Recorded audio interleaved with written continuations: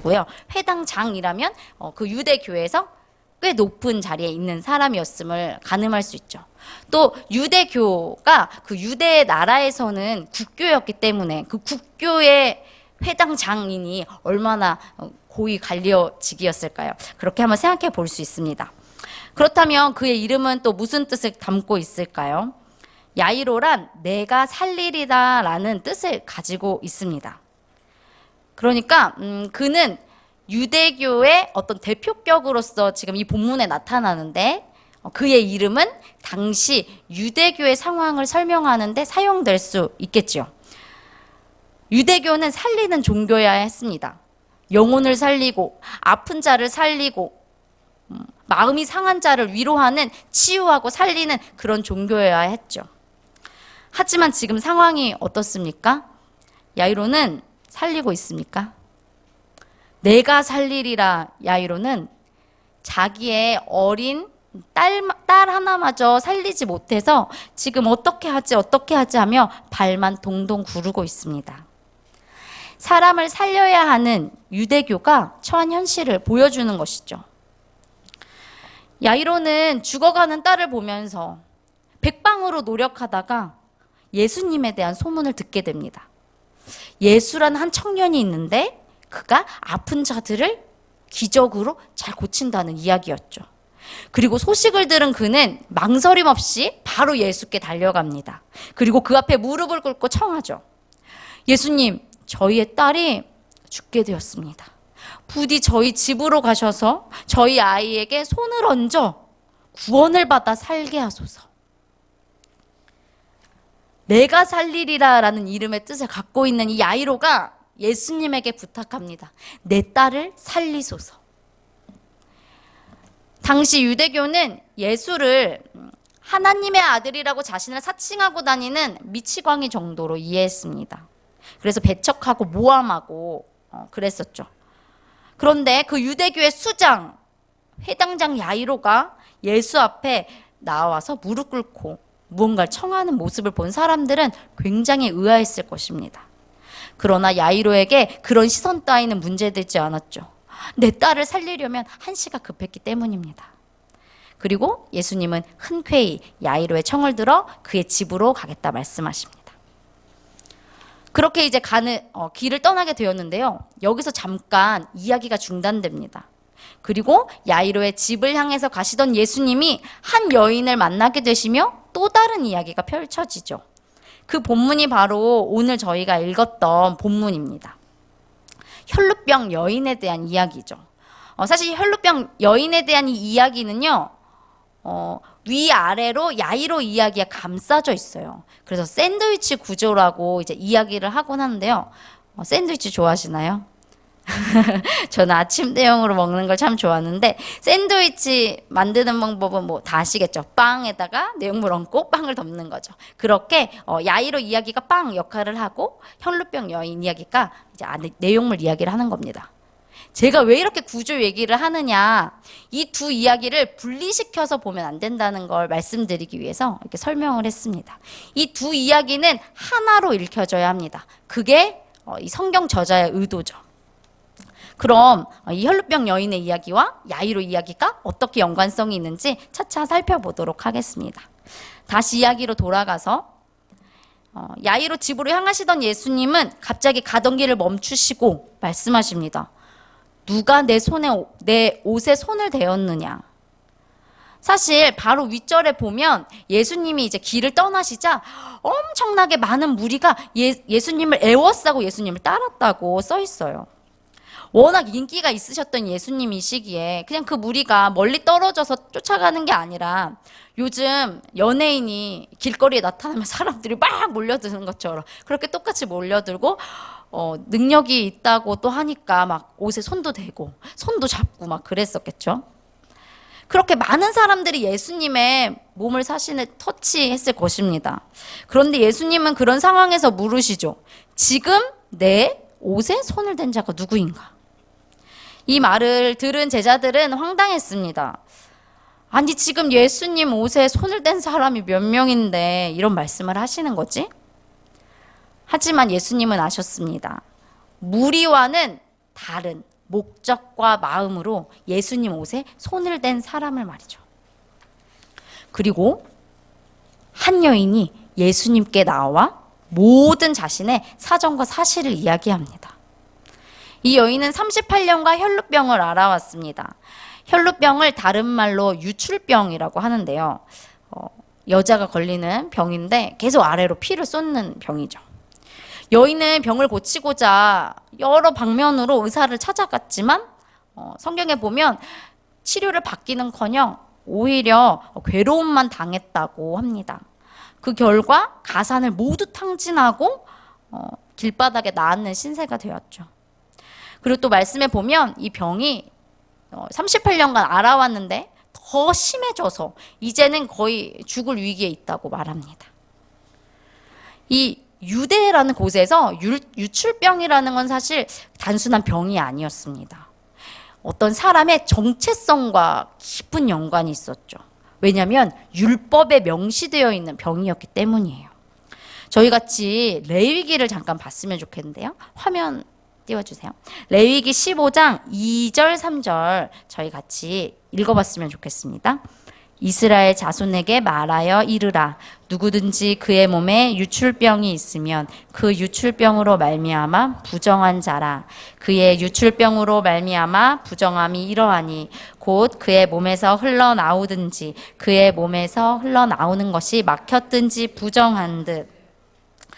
율법에 보면 이 피에 관련된 질병은 거의 다 부정한 것으로 일컬어집니다.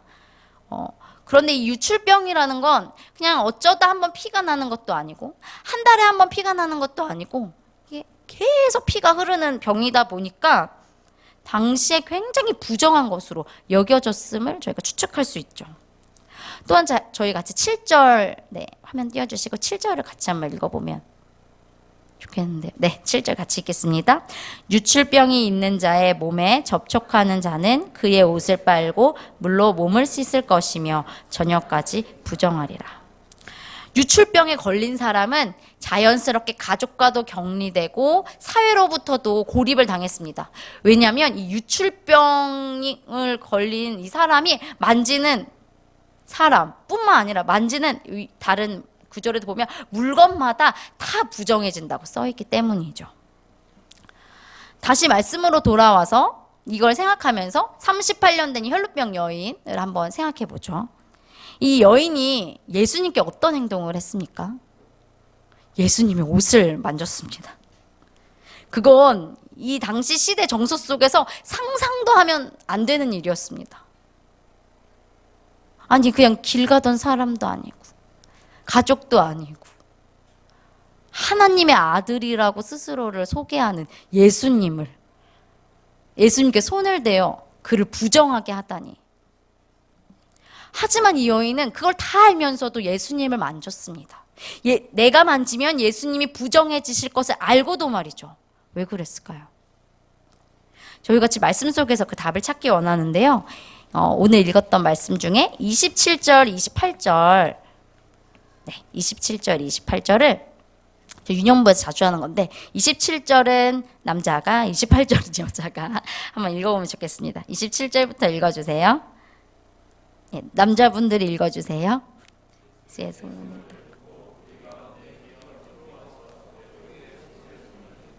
이는 내가 그의 옷에만 손을 대어도 구원을 받으리라 생각함일러라. 당시 유대 사고 속에서 혈루병에 걸린 사람이 누군가에게 손을 대면 그도 부정한 사람이 됩니다.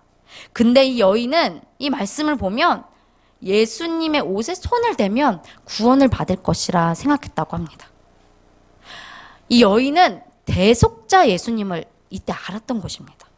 내 부정함이, 예수님 옷을 만질 때 내 부정함이 예수님께 갈 텐데 예수님은 나의 이 부정함을 회복시켜 깨끗이 씻어 나에게 구원을 주시는 분이겠구나.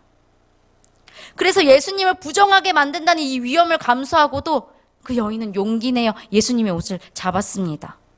그녀의 아픔, 그동안의 고통, 사람들로부터의 소외, 외로움, 또 해결되지 않는 계속되는 육체의 병, 곧 찾아올 것 같은 그 죽음의 공포까지 이 모든 것을 예수님께 그저 전가시키면 예수님이 그것을 모두 기쁨으로, 회복으로, 감사로, 생명으로 변화시켜 줄 것이라 하는 믿음이 있었던 것이죠. 누가복음 5장 31절에 보면 예수께서 대답하여 이르시되 건강한 자에게는 의사가 쓸데없고 병든 자에게라야 쓸데있나니 라고 말합니다. 이 여인은 이 예수님의 이 말씀을 알았다고는 할 수 없지만 이런 생각을 하고 있었던 것이죠. 예수님은 건강한 사람이 아니라 병든 자, 죄인을 위해서 이 땅에 오시지 않았습니까? 여인은 이것을 제대로 알았습니다. 그리고 믿었습니다. 그리고 그 믿음으로 예수님의 옷자락을 만졌을 때 그녀는 정말 병에서 구원을 얻었을 뿐만 아니라 영혼까지 구원을 얻고 정체성까지 변화를 받게 됩니다. 그녀는 오랜 시간 사회에서 도태되어 고립되어 외톨이로 또 사람들에게 손가락질 받기로는 하나님께 저주를 받은 자로, 얼마나 너희 가족 중에 죄를 지은 사람이 많으면 넌 그런 병에 걸렸겠니 하는 그런 이야기를 평생 들으며 살았을 텐데, 그런 그녀에게 예수님은 34절에서 그녀를 향해서 이렇게 부르십니다. 따라라고 부르세요. 유대에서는 세 가지 부류의 사람을 저주받았다고 생각해요. 첫 번째, 이거 지금과 완전 다른 얘기입니다. 지금은 안 그렇겠죠. 첫째, 여자는 저주받았다고 생각하고, 두 번째, 이방인은 저주받았다 생각하고, 세 번째, 병에 걸리거나 장애를 가진 자는 저주를 받았다, 하나님께로부터 저주를 받았다라고 생각합니다. 이 사람은 여자일 뿐만 아니라 38년간 불치병에 시달려왔죠. 사람들은 모두 그녀를 부정하다 했습니다. 멀리 했습니다. 가까이 하지 않으려 했고, 하나님이 너를 미워하신다, 너를 저주하셨다, 널 버리셨다고 말했지만 예수님은 그녀를 향해서 얘기하십니다. 따라. 내 믿음이 너를 구원하였으니 평안히 가라. 내 병에서 놓여 건강할지어다. 그렇게 그녀는 이제 예수님의 딸이 되었습니다. 그렇게 예수님과 혈루병 여인의 대화가 마무리되고 이 성경의 렌즈는 다시 야이로에게 향합니다. 혈루병 여인과의 만남으로 인해서 시간이 많이 지체된 상황이었어요. 야이로의 마음이 어땠을까요? 굉장히 조급하고 두려웠을 것입니다. 야이로는 다시 예수님을 모시고 길을 떠납니다. 근데 그때였습니다. 집 쪽에서 사람들이 달려오며 이야기합니다. 어두운 표정으로 말이죠. 당신의 딸이 죽었습니다. 예수님을 더 이상 모시고 오지 않아도 됩니다.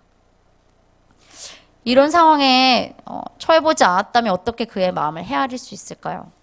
저도 헤아릴 수 없어요. 네. 아무리 상상해봐도 그의 마음이 어땠을지 상상이 되질 않습니다.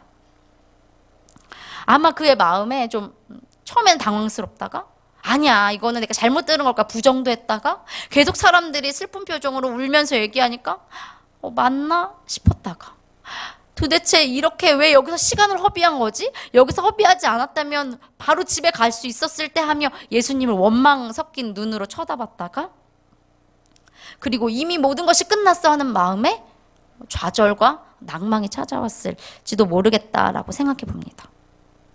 그런 야이로의 모습을 보신 예수님은 말씀하시죠. 두려워하지 말고 믿기만 하라. 야이로가 처음 예수님께 나와왔을 때 사실 그에게는 믿음이 있었다고 보이진 않습니다. 간절함은 있었으나 믿음이 있었다고 보이진 않아요.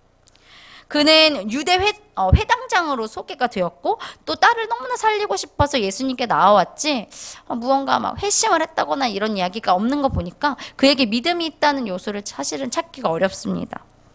하지만 야이로는 그 혈루병 여인과 예수님과의 대화를 통해 무언가를 배웠던 것 같아요. 예수님은 부정한 자의 이 부정함을 다 가져가시고 그걸 오히려 의로, 깨끗함으로, 생명으로, 기쁨으로 바꾸시는 분이시구나. 대속자시구나.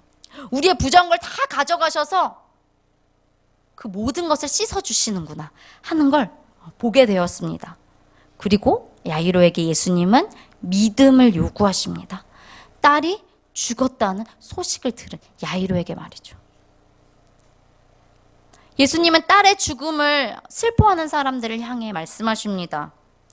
왜 이렇게 슬퍼하느냐? 이 아이가 잔다. 여기서 잔다로 쓰인 단어는 이 성경에서 그 단어를 이렇게 찾아보면 부활을 얘기할 때 쓰인 단어입니다. 다시 말해 예수님은 딸을 보시며 부활을 말씀하신 것이죠. 예수님은 딸이 있는 곳으로 들어가신 후 말씀하십니다. 다시는 말씀이죠. 달리다굼.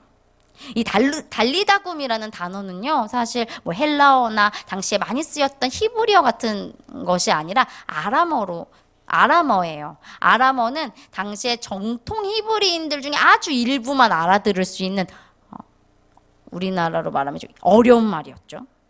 근데 왜 예수님께서 이 달리다굼 이 말을 굳이 아람어로 하셨을까요? 사람들이 다 알아들을 수 있게 평이한 말로 하셨으면 좋았을 텐데. 여기에도 예수님의 의도가 있습니다. 이 부활의 소식, 죽음에서 생명으로 가는 이 부활의 소식이 모든 사람에게 해당되는 게 아니라는 뜻이죠. 예수님께서 선택하신, 예수님의 자녀가 된 일부의 사람만 들을 수 있는 복된 소식이라는 뜻입니다. 또한 예수님은 소녀를 살리신 후에 이 소녀와 가족들에게 이 사실을 사람들에게 말하지 말아라 라고 얘기하시죠. 여기서 또 우리는 이 부활이 모든 사람에게 선포된 것이 아니구나 하는 것을 또 알 수 있습니다. 당시 유대교가 지배하고 있던 유대는 희망이 없었습니다. 그들에게 유대교는 그저 종교 생활일 뿐이었죠. 예배는 드리고 제사는 드리나 그들 안엔 생명이 없었습니다. 마음이 아픈 자, 고통스러운 자, 외로운 자, 몸이 아픈 자, 아무리 제사를 드리고 종교 생활을 해도 생명을 얻을 수가 없었습니다. 그런 그들에게 예수님은 혈루병 여인과 야이로의 딸을 고치시는 그 기적을 통해 말씀하십니다. 죽음이 끝이 아니다. 지금 너희가 죽은 것 같으냐? 끝인 것 같으냐? 그런데 그게 끝이 아니다. 부활이 있다. 그리고 죽음에서 부활로 가는 길은 믿음을 가진 자라야 볼 수 있다. 예수님이 이 땅에 계실 당시에 그 유대의 상황과 어쩌면 지금 한국교회의 상황이 많이 닮아 있다고 저는 생각합니다. 하루가 멀다 하고 정말 창피해요. 하루가 멀다 하고 이렇게 뉴스에서 많이 나오는지. 교회 이름이 말이죠. 좋은 이야기 말고 좋지 않은 이야기로. 우리나라를 대표한다는 몇 교회가 너무나 창피한 일을 겪고 있지 않습니까? 지금도 현재도 말이죠. 세상 사람들은 더 이상 우리를 기독교인이라고 신뢰하지 않습니다. 우리를 더 이상 기독교인이라고 존경하지도 않습니다.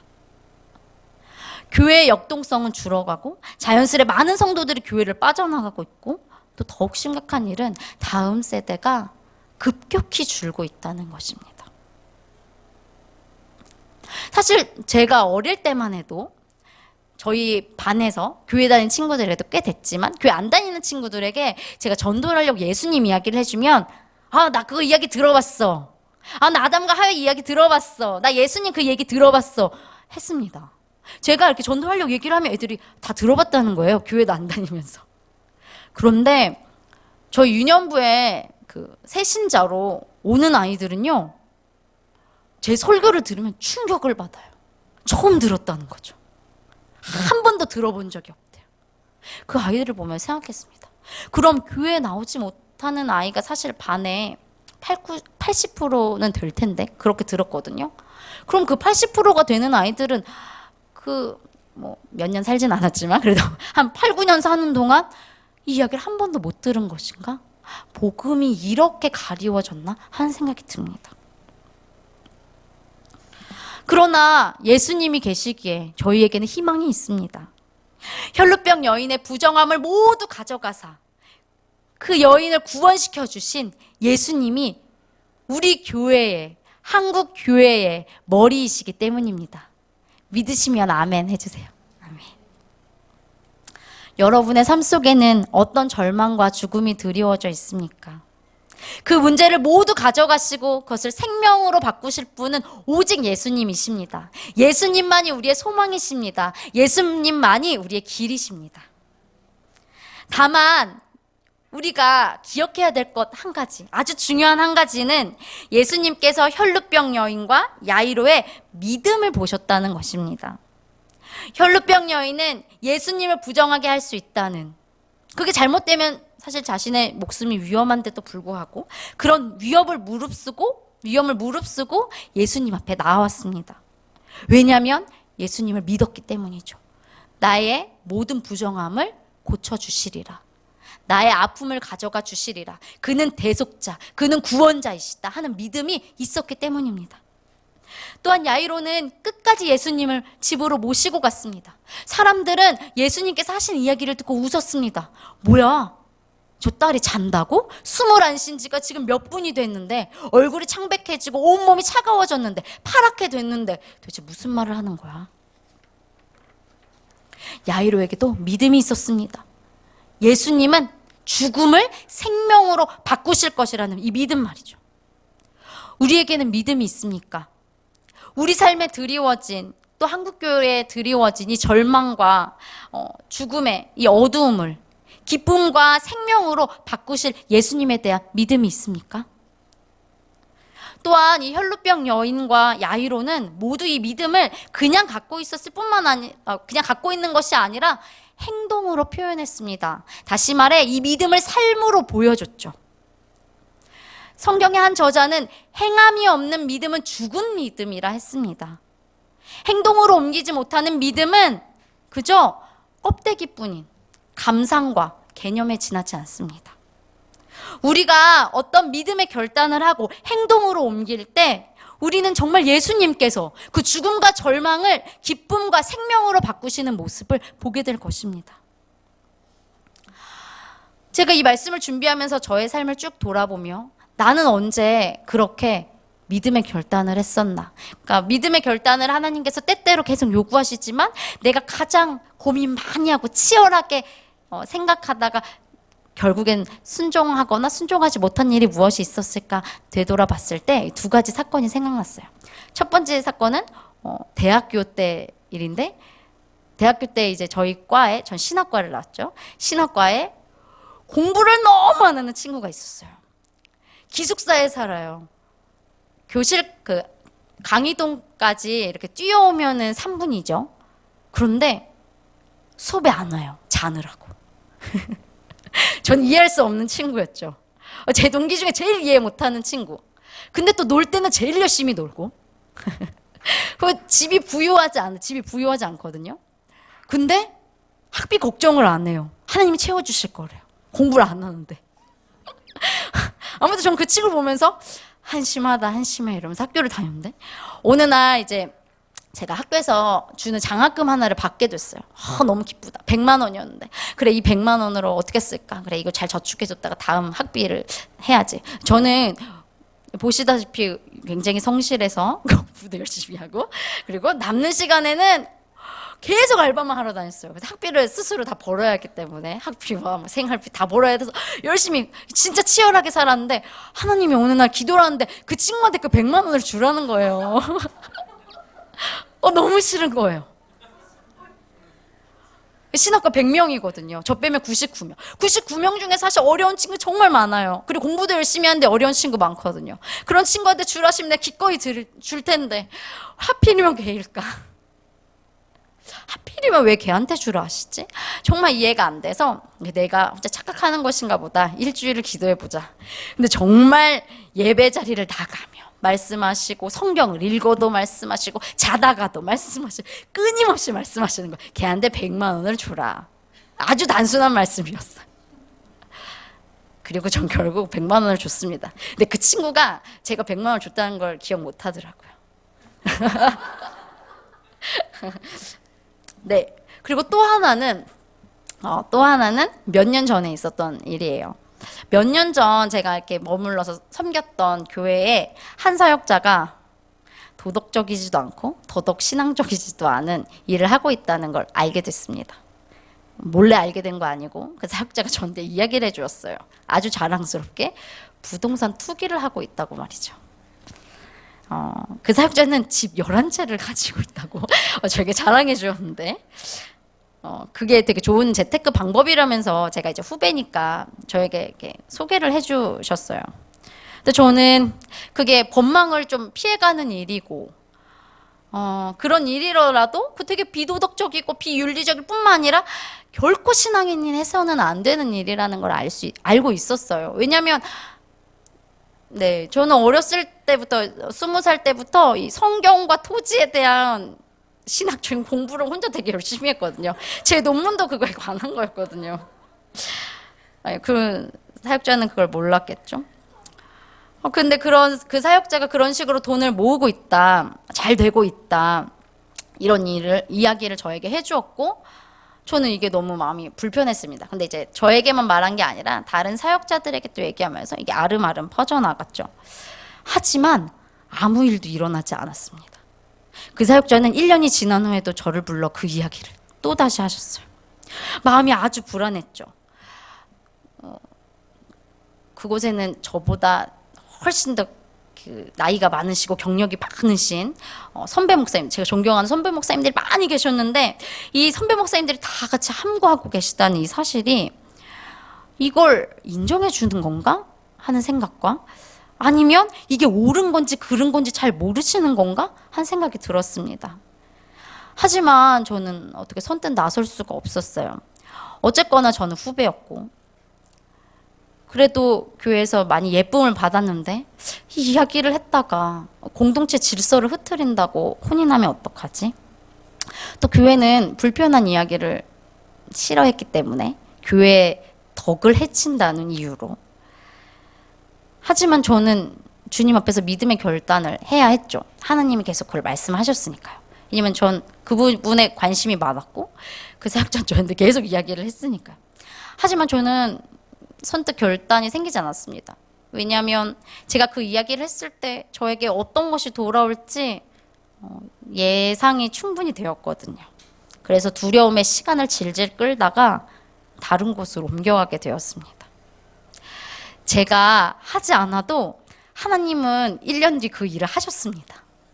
저와 굉장히 친하던 한 사역자를 통해 그리고 제가 예상했던 그 모든 반응을 그 사역자가 다 껴안게 되었죠.